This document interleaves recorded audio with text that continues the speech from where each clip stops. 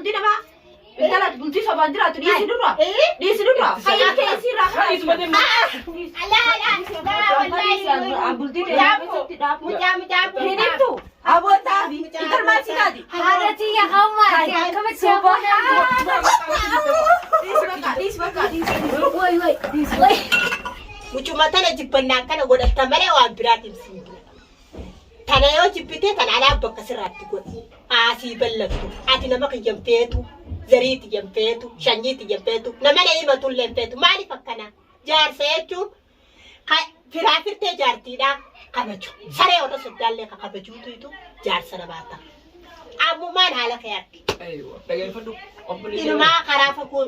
Dhageeffadhu. Akka nama gartaami maraatee mana hidhaatti baasanii tokko gartaami an shanta marga feetiin itti facaasin gartaami an micoon jaaladhu seenii jedhama micoon gartaami akka ilmooti jetti ilaala gartaami micoon ilmootiyya